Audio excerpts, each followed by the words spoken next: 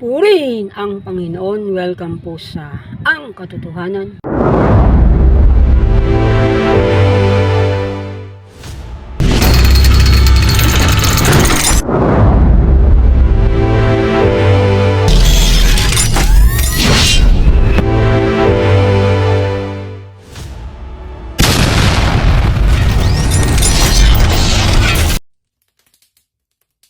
Welcome po sa Ang Katotohanan. Ako po si Carlos L. Hernandez Jr.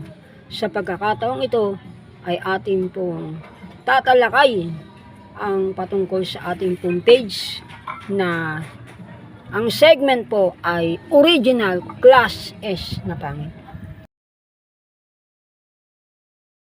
Mabuhay! Ako po si Carlos L. Hernandez Jr., ang original class S na pangit. Bagaman ang nagpasimula po nito na alam ko ay si Ato, pero tinatawag ko ang sarili ko na original dahil ako po hindi ko po ginagawa ito para humingi ng awa sa kababaihan ni para makahagilap ng suporta. Ginagawa ko po ito dahil ito ang aking way to empower sa kapalitan. Sa edad kong 34, wala pa akong girlfriend. Ang kasamaang palad nga, wala nga akong bahay. Dito lang ako sa sidecar natutulog. At ngayon, ay nandito, nagbablog to empower sang kapangitan. Nagpapasalamat ako sa Diyos dahil ipinahintulot niya na magkaroon tayo ng page na Ang Katotohanan. At Ang Katotohanan ay meron ng mahigit 2,000 followers. At sa pamamagitan nito, nagagawa natin isingit ang original class S na pangit bilang segment nito. Kasi yung pong page na ginawa ko na original class S na pangit, wala pang nagpapalo. Kaya ginawa ko na lang siyang segment ng Ang Katotohanan. Ngayon po, ang ating pong tatalakayin sa pagkakataong ito ay ang daan sa pagiging high value class S na pangit. Ano ba itong class S na pangit? Bakit ganyan? Sa aking definition, kaya class S na pangit kasi special. Yung class mo, special. Kaya pag ikaw ay class S na pangit ayon sa aking definition, hindi ka dapat nahuhulog sa thirst trap. Halimbawa sa TikTok, sa YouTube, sa Instagram, sa Facebook, hindi ka dapat nahuhulog dyan. Pagka ikaw ay nagpi-Facebook, nagti-TikTok, nag-Instagram, nag-YouTube at nakakita ka ng thirst trap, scroll agad. Huwag mong papanoorin. Huwag mong tatangkain tignan. Sa isip mo palang burahin mo na. Huwag kang manonood ng mga ganyan. Class S ganyan. Class S na pangit. Ibig sabihin, special ka na class. Meron kang class. Kaya nga class S na pangit. Merong class. Hindi ka basta-basta nahuhulog sa mga thirst trap. Hindi ka basta-basta nahuhulog. Mahirap sa panahon natin ngayon maging class S kung ayon sa definition ko. Kasi paisian na ang suot ng mga kababaihan ngayon. Halimbawa, kung ikaw ay may gold, pupunta ka ng Divisoria, isusot mo sa tenga mo. Sino may kasalanan kapag na-snatch yan? Sino may kasalanan? May gold ka. Ginawa mong hikaw. O nilagay mo rito sa leeg mo, gold, pure gold. May hawak-hawak ang 1,000,000, hawak-hawak mo lang, nandun ka sa Divisoria. Sino may kasalanan pag nanakaw yan? Kaya iyang mga class S na pangit, na may mga mahal sa buhay na sinasabihan silang wag magsuot ng meksi, wag magsuot ng revealing. Hindi yan para alisin ang karapatan ng kababaihan sa pananamit. Lahat tayo may karapatang mag-ari ng ginto. Pero pag may nagsabi sa'yo, Sir, Ma'am, yung gold mo, wag mong ilalabas-labas yan sa Divisoria. Hindi ka niyan hinihigpitan, pinagmamalasakitan ka. Ganon din pag sinabi ng isang class S na pangit. Ma'am, wag ka naman magsuot ng ganyan na revealing. Pinagmamalasakitan ka lang rin. Ano ba ang mas malaki ang value? Ang gold o ang katawan ng babae? Diba? Ang katawan ng babae dahil tao yan. Yung gold nga, Pag may nagsabi sa'yo, ma'am, sir, pag mo ilalabas dito yan sa Divisoria, baka mamaya may snatch yan. Makuha yan. Kasalanan mo pa yan. Kasalanan mo talaga yan. Masisira yung tenga mo. Malalaslas yung tenga mo. Nagmamalasakit yun, hindi yun ang didikta.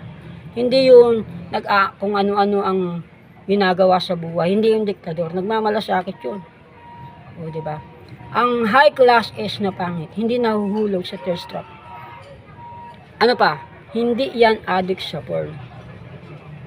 Hindi yan addict sa porn. Alam ng isang class S na pangit na yung porn ay fake sex. Kumbaga, yan ay anime. Kumbaga, yan ay hentai. Kahit real na tao pa ang nag-play dyan, ang porn ay fake. Hindi yan totoo. Fake yan. Ako kahit wala akong karanasan sa ganyan, napaka-imposible nun. Iba-ibang posisyon ng tagal-tagal. Halos hindi matapos-tapos. Ang hirap-hirap yata nun. Pangatlo, dapat ang isang class S na pangit ay hindi addict sa masturbation. Huwag kang mahuhulog sa masturbation pag class S na pangit ka. Bakit? Ang nagmamasturbate, nag-i-imagine kung ano-ano ang ini-imagine. Hindi siya nabubuhay sa realidad. Kung ano-ano ang pinag-iisip niya. Nag-iimbento siya. Maaaring ang iniisip niya yung artista o yung sikat na personality o yung isang tiktoker na kailanman ay hindi niya magiging kaibigan dahil imposible. Dapat mabuhay tayo sa realidad. Mabuhay tayo sa realidad. Sa realidad tayo dapat mabuhay. Dapat tayo focus sa goal. Ang isang class S na pangit para sa akin ganun. Pero pag ganun ka at gusto mo maging high class S, ayon sa aking sariling definition, ang high class S, ini-ignore niyan ang kababaihan. Hindi ko sinabing ignorin mo ang nanay mo. Hindi ko sinabing ignorin mo ang ate mo, o ang kapatid mo ng babae, o ang pinsan mo, ang kaibigan mo. Hindi ko sinabing ignorin mo yun. Ang ibig ko sabihin, ignorin ang kababaihan. Is huwag tayong maging addict sa kanila. Huwag tayong maging sunod-sunuran sa kanila. Huwag tayong maging gaya ng aso. Hanap tayo ng hanap. Wala naman pipili sa atin talaga eh. Wala naman talagang hahabol sa atin talaga. Pero ito yan. Isipin mo, ang babae ay pera. Gawin na lang nating pera ang babae. Okay. Kailangan natin ng pera. Paano tayo magkakapera? Halimbawa ako nagsa-sidecar. Ano ang isisigaw ko? Pasok mga pera. Pera, ibigay nyo sa akin ng pera. Hindi. Ang sasabihin ko, sidecar. Halimbawa, kailangan ng tao ng kuryente. Ang meraba luluhod. Maawa na kayo, ibigay nyo na sa akin ng piso nyo. Hindi. Pag ayaw mong magbayad, puto lang kuryente mo. Kung gusto mo ng kuryente, magpakabit ka, magbayad ka, buwan-buwan kang magbabayad. Ang tubig, kailangan ng tubig. Ano ang ibig kong sabihin? Kung gusto natin maging high class S na pangit, kailangan tayo magkaroon ng tinatawag na kakayahan to create something valuable. Halimbawa, valuable ba to? Kahapon, nakapag-post ako ng patungkol sa babae na nagugustuhan ko. Nabasa pala ng nanay. Galit na galit sa akin yung nanay. Sabi, alisin mo yung kamanyakan mo sa utak mo. Ang totoo niyan, hindi naman talaga anak niya yun. Namali lang ako nang sabi sa umpisa ko. Nabasa nung babae na kasamahan ko dati sa church. Akala niya yung anak niya yun. Isip-isip ko, sino kaya sa anak niya ang tomboy? Yung anak niyang babae, 18. Yung pangalawa niyang anak na babae, panganay, nasa 22. Sino rin ang tomboy na anak niya? Kasi yung nagagandaan ako rin sa isang tomboy, na-post ko lang. So, akala ng anak niya, yung gusto ko, akala niya, yung gusto ko, yung anak niya. Pero nag-iisip daw ako ng kamanyakan. Ibig sabihin, pagka ang isang kagaya kong pangit, nagkagusto sa babae, pinost sa FB, kahit hindi ko pinapangalanan, kamanyakan na pala yun. Halimbawa, si Catherine Bernardo, nagpost ako. Ang ganda-ganda ni gagamitin ko ang ganda-ganda ni ang galing-galing sumayaw. Jackpot talaga yung niyan. Nabasa ngayon ng nanay halimbawa ni Catherine Bernardo. Pwede ba sabihin niya, alisin mo yung kamanyakan mo sa ulo mo, pwede kitang ipakulong yan. Wala naman akong binabanggit na pangalan. Wala. Kaya hindi talaga ako nagsimba ngayon. Born again yun eh. Hindi ko babanggitin ang pangalan niya. Born again. Akala niya yung anak niya ang binabanggit ko. Eh, dalawa lang yung anak niya. Sino rin yung tomboy? Yung tomboy. Born again, tomboy. Yung klase naman tinuturo ng simbahan nila na yan. Nakakagulat. Sino kaya doon? Ang tanong, sino ang pinapahiya niya? Sarili niya. Kasi nire-reveal niya yung anak niya. May anak siyang tomboy. Diba? Kung yung pinost ko ay patungkol sa isa sa anak niya, kahit hindi naman, may anak pala siyang tomboy. Nire-reveal niya yung baho nila na mayroon siyang anak na tomboy. Eh sa church nila, bawal na bawal ang homosexual. Walang kapatawaran yon sa church nila. Grabe talaga. Eh dapat tayong mga class S, sikapin natin maging high class S. High. Ignorin muna natin ang mga kababaihan. Huwag yung pamilya mo, huwag yung kaibigan mo. Okay, may pagkaibigan ka. Mahalin mo yung mga mahal mo. Pero ang ibig kong sabihin, ignore. Huwag tayong masyadong, kumbaga, uwaw na uwaw sa kababaihan. Kung ayaw nila sa atin, dahil pangit nga tayo, okay. Ano ang dapat natin gawin? O, siyempre, lalaki tayo. Eh, meron pang paniwala na kapag ang lalaki ay habang buhay na single, malapit sa tinatawag na prostate cancer. Ano ang gagawin natin ngayon? Dapat, isipin natin, pera yan. Anong gagawin natin? Paano ibibigay sa akin yung pera ng tao? Nagsisigar ako. Sabihin ko, sigar! Ano ba ang gusto nila? Gusto nila ng successful, sikapin natin maging successful.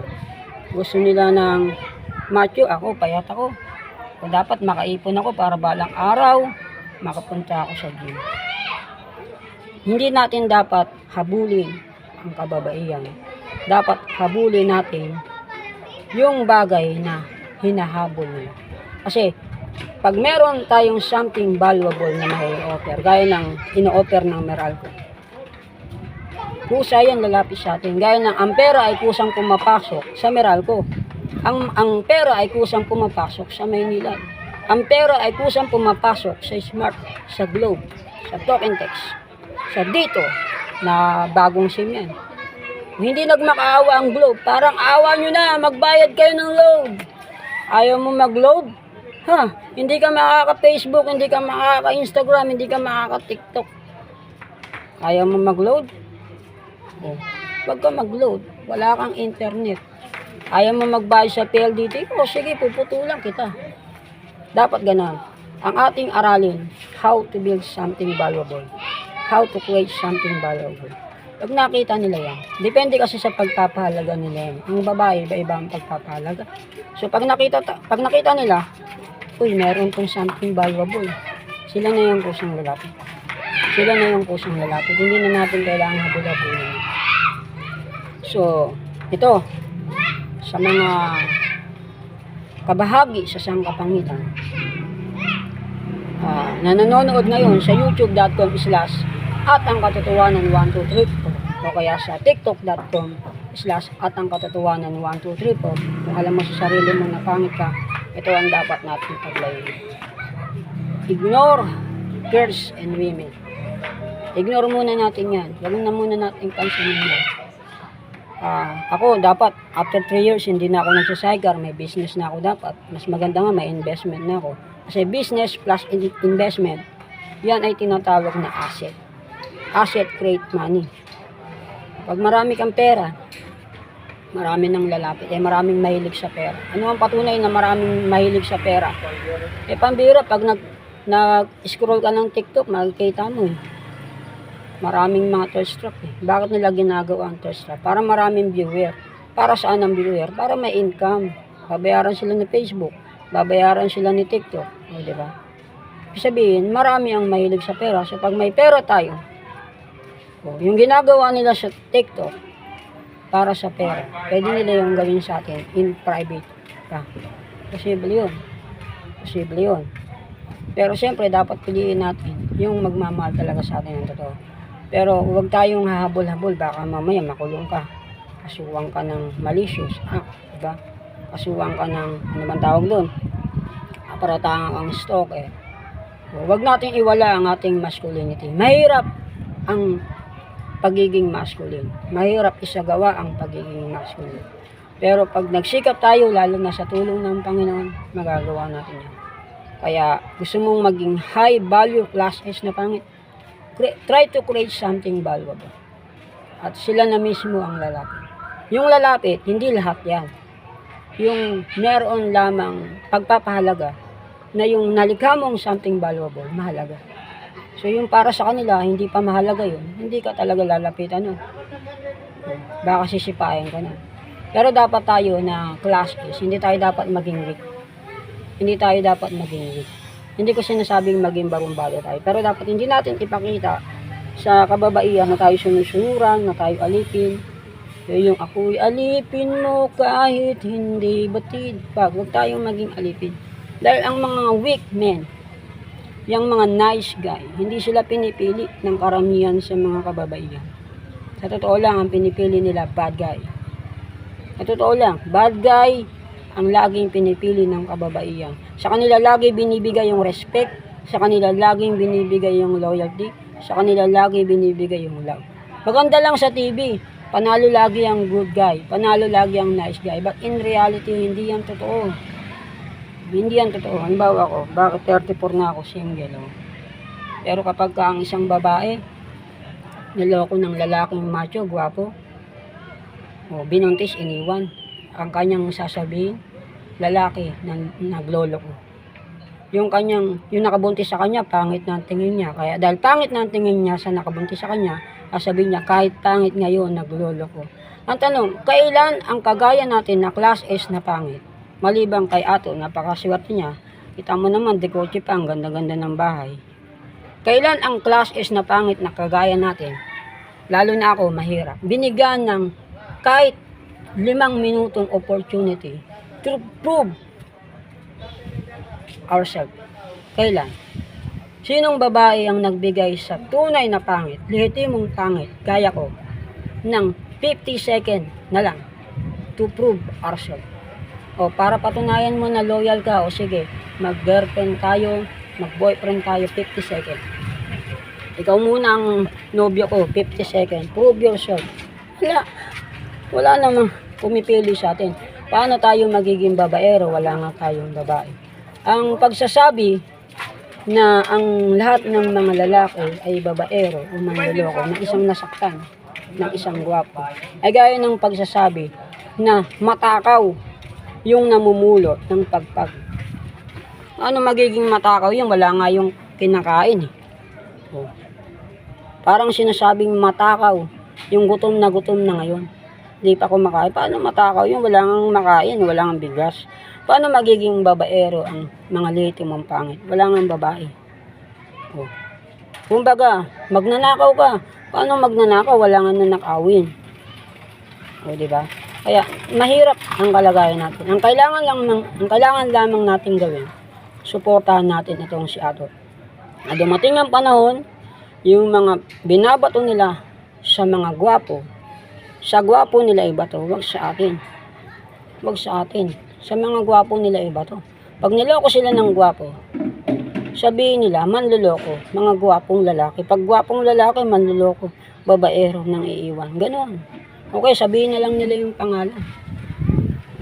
Sinong magsasabi, sa buong Navotas City, na ako ng loko, ng iwan, ng babae? Wala nga akong iiwan, wala nga akong lolokohin. Kaya, yung layunin ni Ato, napakaganda niyan. Kaya nga siningit ko tong segment na ito sa ang katotohanan, to empower sangkapangitan. Para ma-empower ang sangkapangitan, meron tayong tsansa na magkaroon ng kasintahan. Tingnan mo si Ato, di ba? Ang kailangan lang natin to build ourselves. Kumbaga, kung gusto mo ng pera, hindi sapat yung ikaw ay may trabaho lang. Dapat ipunin mo yung pera mo para magkaroon ka ng negosyo. At kung kaya, magkaroon ka ng investment. Kasi yung trabaho na may sahod, 24 hours a day lang yan. Hindi mo maitataas yan. Kahit anong pagsisikap ang gawin mo, meron lamang 24 hours a day. Diba? Kailanman hindi magiging 25 hours a day kahit magsikap ka ng magsikap. Ibig sabihin, pagsasahod lang tayo umaasa. walang mangyayari sa atin. Kaya dapat, ang gawin natin, to be high value class S na pangit. Magsikap tayo magkaroon ng negosyo at ng investment. Magsikap tayo. Dahil dapat tayo, mga provider, mga producer, hindi consumer. High value class S na pangit ay producer, provider. Kumbaga, gusto mo ng pera, create something na gusto niya. Magkano ang maitutumbas ng taong may 1 milyon? Ano ang ibibigay ng isang taong mayaman kapalit ng produktong ganito? O ano ang dapat nating ibigay sa isang taong milyonaryo para ibigay niya yung milyon niya? Ganun. Pagpalagay na natin ang babae pera, ang isip natin, hindi dapat, paano ko kaya makukuha? Hindi ganun. Hindi. Ano ang mai-offer ko kapalit ng pera? Ano ang magigain niya sa akin kapalit ng pera? Ganun. Kumbaga ano yan give and take. Give and take. Kasi pag sahod ka lang aasa, 24 hours a day lang talaga yan. Pero kapag mayroon kang produkto, halimbawa ang produkto mo ay sapatos, pwedeng Lunes makabenta ka 100, Martes 200. Ibig sabihin, depende sa effort mo yan. Darami ang income mo. Pero pag saurang ka, kahit anong sikap mo, 24 hours lang ang isang araw. Wala. So, dapat yun ang goal natin. Kaya, ako mismo, pinupost ko to, hindi lamang para sa inyo na makakapanood nito sa YouTube o sa TikTok, para sa sarili ko, para ang isip ko, may mga nanonood ng pinagsasabi ko. Kailangan gawin ko yun. Para pag nakita nila ako after 3 years, okay na. Para after 3 years, yung vlog ko maganda na. Nandun na ako sa isang studio, hindi na sa sidecar na to, di ba? At least sasabihin ko, kung naniwala sana kayo sa akin. Diba? Kaya, ito yung gawin natin. Ito ang katangian na dapat nating taglayin upang maging high value class S na pangit. Mabuhay! Purihin ang Panginoon. Nawa ay meron po kayong natutuhan sa ating pong segment na ito ng original class S na pangit. Ako po si Carlos L. Hernandez Jr. Ito ang katotohanan. Purihin ang Panginoon.